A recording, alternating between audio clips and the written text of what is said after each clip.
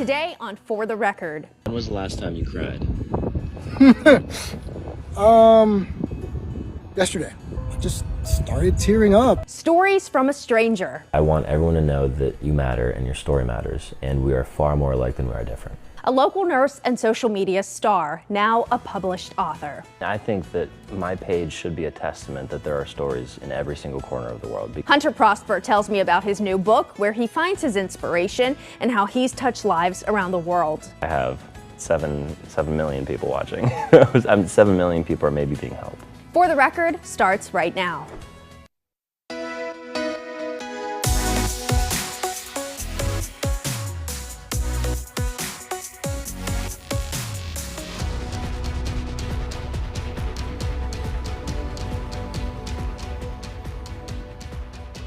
Welcome to For the Record. I'm Elena LaQuatra, and today I sit down with a local nurse and social media star. His name is Hunter Prosper. This is Hunter's book, Stories from a Stranger.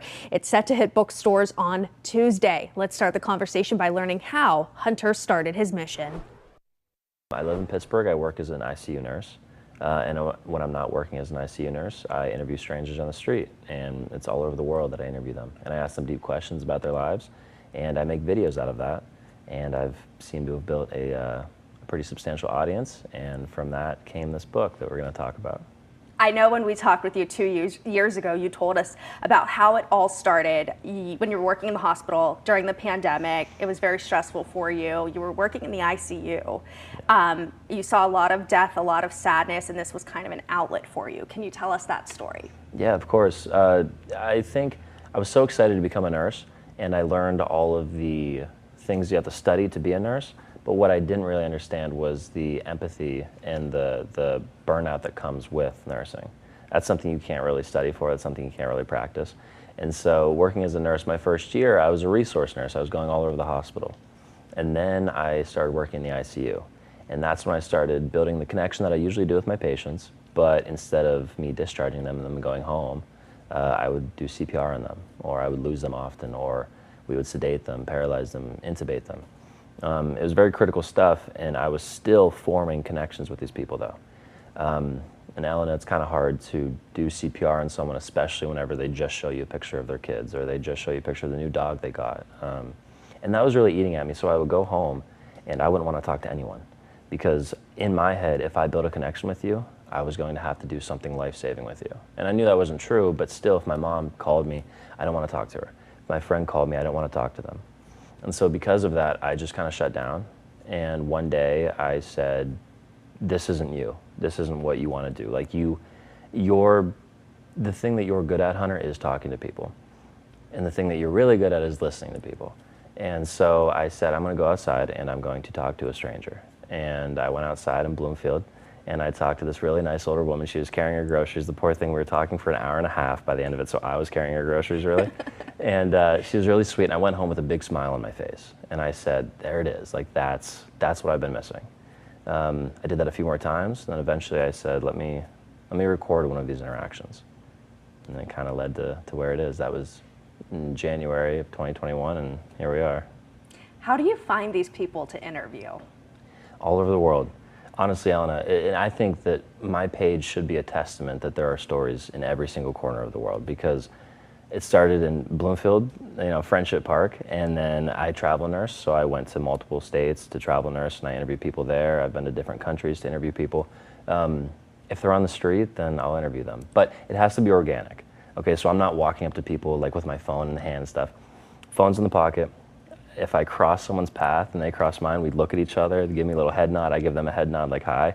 Then I say, hey, my name's Hunter. I do this weird thing where I interview people, and then we go from there. But it has to feel as organic as possible, because it's sort of an inorganic thing, right? Like I'm walking up to people who are otherwise not expecting the conversation. They're on their way to work. They just got off the phone with someone. And they're a complete stranger to you. They're complete strangers, and I'm a complete stranger to them. So I already know that this is going to be an inorganic thing by nature.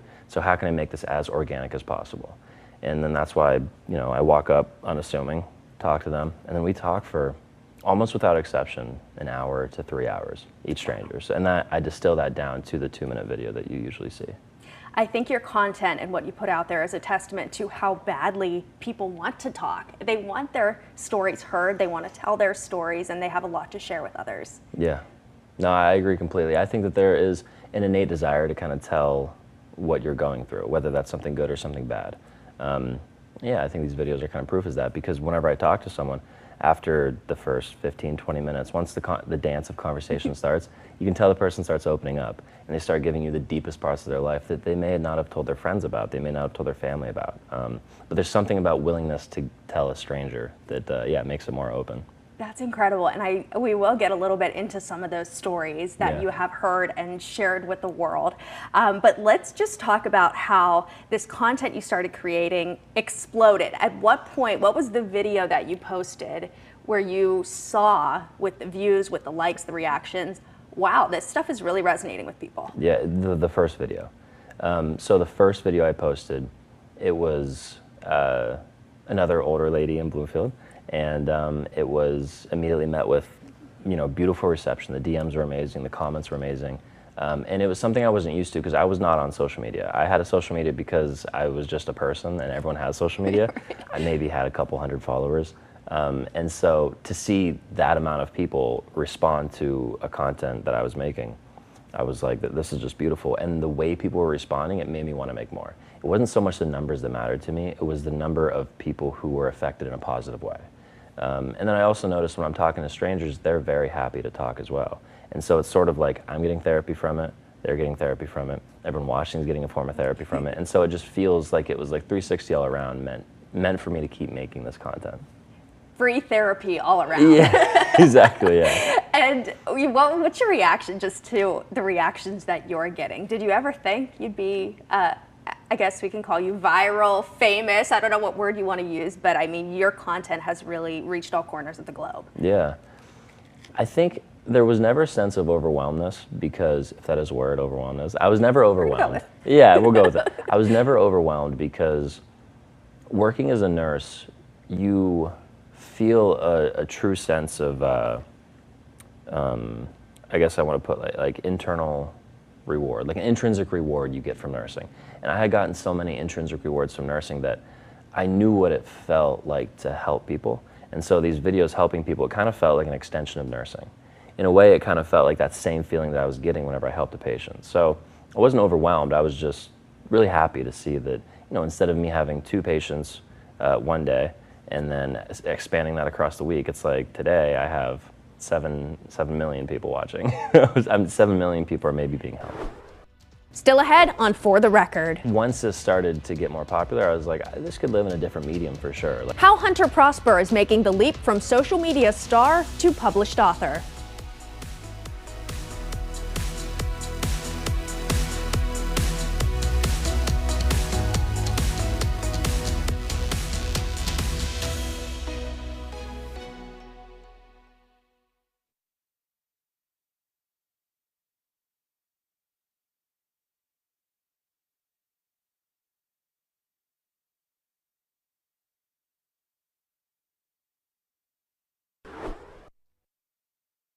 Welcome back to For the Record. I want to continue now my conversation with Hunter Prosper. He is the social media star whose Stories from a Stranger series has led to a new book that's set to hit stores in just a matter of days. I found out how he made that transition from social media star to author.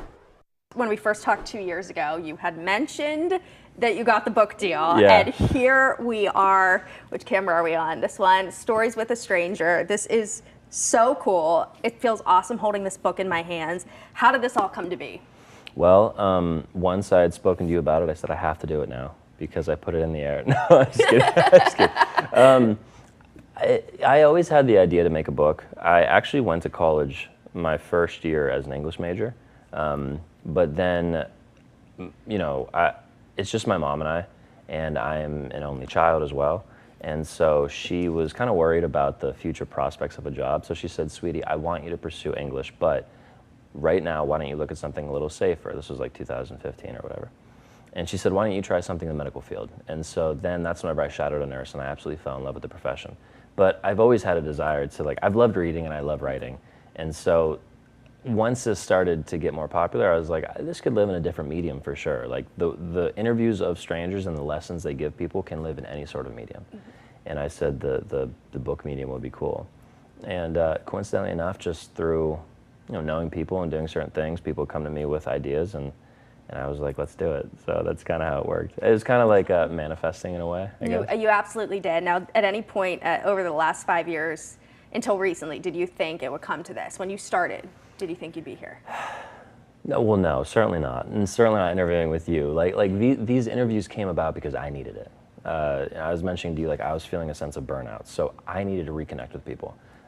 Never in a million years did I think it would result in me helping other people reconnect as well. Now, I'm going to hand this to you. Yeah. Can you tell us your favorite story from that book? Can you pull up that page? Ooh, I know it's probably really hard because there's some fantastic stories.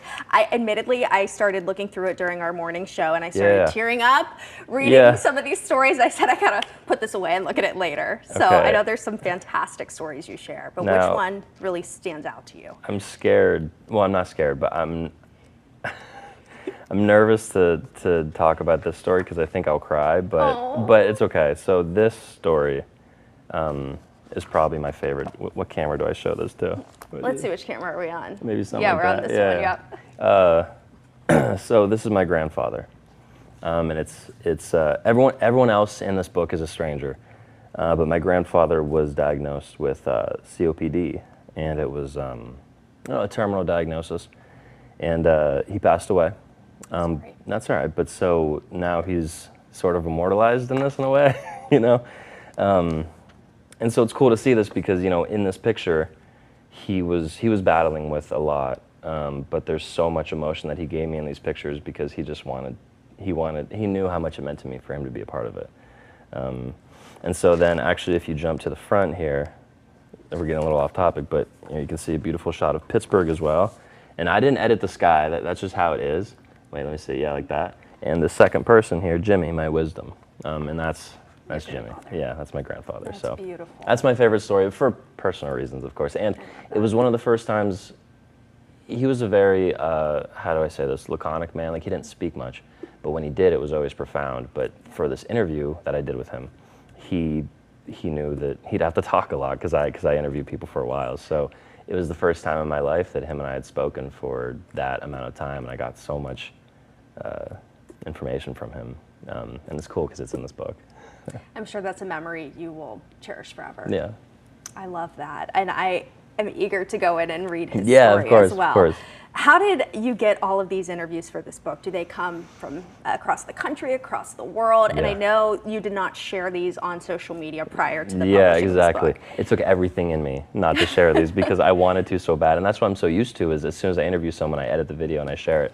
So there is a map in the back, and you can kind of see, I went all over the country. And so what I did was my fiance was the photographer, and I was the interviewer. And she's not a photographer by trade. She's also a nurse. So bless her, because I was talking to these people for 2-3 hours at a time, 6 people a day for 7 months. And she was there every step of the way, and part of me felt really bad because it's something I'm used to, is being able to sit in front of someone and hear their story for 3 hours. She wasn't used to that. So her social battery every single day was just completely drained, and she did that for 7 months in a row. But we went all over the country, and we spent about 2 weeks in each city. And then in that time, we just walk around and find people. Also bless her for that, because sometimes you walk around and you don't get as many people as you thought you would, but you still walk 15 miles. So she really helped bring this to life. But that's how it happened. Is I just went all over the country. And if a stranger was walking in my path, I would talk to them. And then my grandpa, of course. What a great experience for you guys to have together, though. Yeah, it was cool. It really brought us closer, We had travel nursed together before multiple times, so we knew we were good travel buddies. But it's a different beast whenever you're going 2 weeks at a time, 7 months in a row, talking to people every day. Our break would be just coming home and passing out on the couch. Right, not talking. Not talking at no, all. exactly. Yeah, we come home, we give each other a kiss, and just fall asleep. All right, don't talk to me for 4 hours because I just want to sleep right now. So obviously a lot of energy went into the creation of this book. For someone who doesn't follow you or know what Stories with a Stranger is all about, can you kind of break that down for us? Tell us what questions you're asking and some of the responses you get. Yeah, of course. So Stories from a Stranger, every question that I ask these people is a question that I ask my patients in the hospital, and that's where I derive them from. And all of these questions are intended to be extremely open-ended, so the person can answer them however they see fit. So I can ask an emotionally charged question like, who was your greatest love? Why'd you fall in love with them? And they can go off about this love that they had that ended in this horrible heartbreak, or they can go off about this love they had that they still currently have, or this love they have that they learned something. There's so many ways you can go with each question. So in this book, there's 10 questions, and my 10 favorite questions. It was more so like a vibe. Like, it was just like whatever felt good I wanted to ask. There was no rhyme or reason. But yeah, as long as the question is very open-ended and the person can answer it in a multitude of ways, those are the questions that I want to ask. And I noticed too, if I can grab the book back from you, when I was looking through it, you have these individual stories and you feature individual people, and then there are pages where you have writing. It looks like people maybe wrote notes, and you included them. Here we go. And this one is when I started crying during the morning show, because I think the question is, who is your greatest love? Yep. And there's some people in here, my mama, she's my lighthouse. Like, oh, it's not always a romantic love. Yeah. And this is just so beautiful that you did this. So was this people, tell me how you got these notes from people. Of course. So aside from Stories from a Stranger, I also do something called Notes from a Stranger. And Notes from a Stranger it was my way of being able to get everyone to share their story, because some people, when I'd interview them, they'd love to tell me about their story, but they don't want their face attached to the story. They wanted a sense of anonymity. And when I do Stories from a Stranger, I couldn't really give them that. But Notes from a Stranger allows the person to walk up to a jar that has a question postulated in the front. They answer, and they put their answer in the jar. And then you never know who that answer belongs to. Then I read them.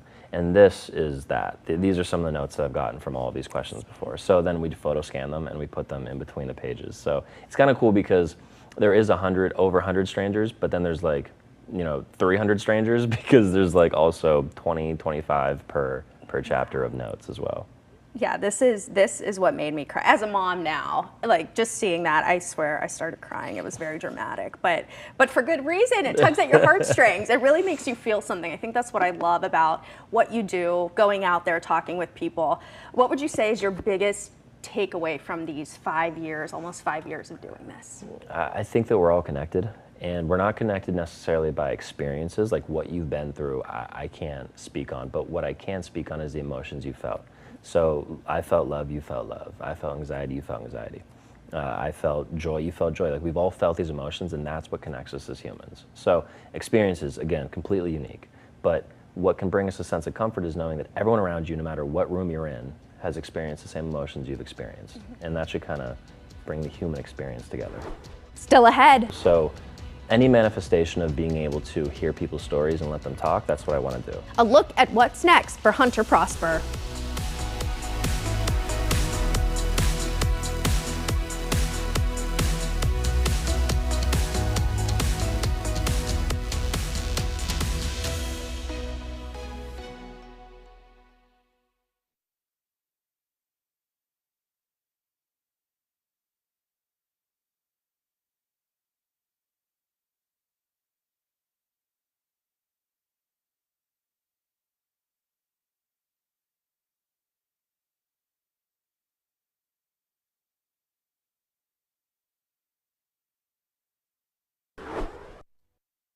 Welcome back to For the Record. He is a nurse, a viral social media star, and now a published author. So I ask Hunter Prosper, what's next?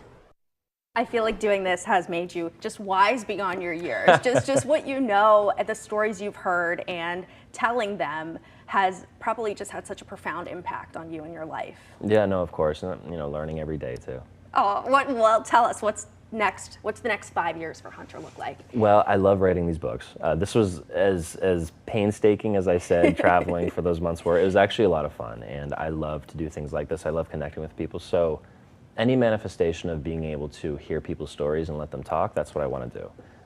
But more books would be really cool. So if this book does well, I can do more books. But no matter what, I just want this book to get in the right hands of the right people. And beyond that is just more stories, maybe longer. Right now I started off doing videos that were like 30 seconds. That was kind of the culture back in 2021.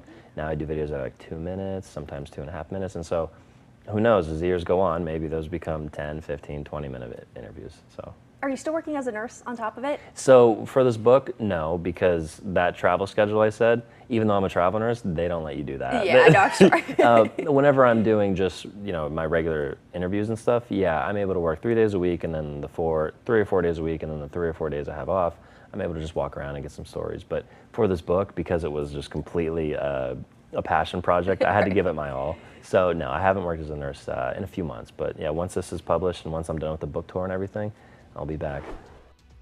And coming up in just 2 minutes, one final thought from Hunter Prosper.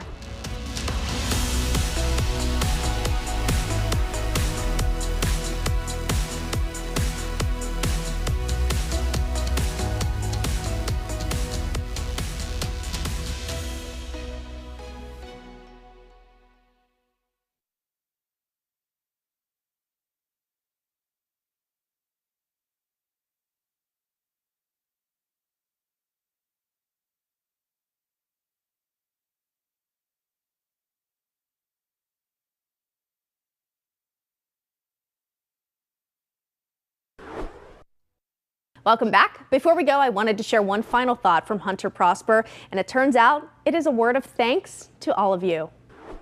What does the book tour look like? The book tour is another kind of all over the country type thing, but this is a little bit more wild. I'm just spending like 1 day in each city. So we're gathering more cities as we go. So I'm curious to see how it works, because whenever I was telling you that I traveled all over the country for this book, I at least had like 2, maybe 3 weeks at a place.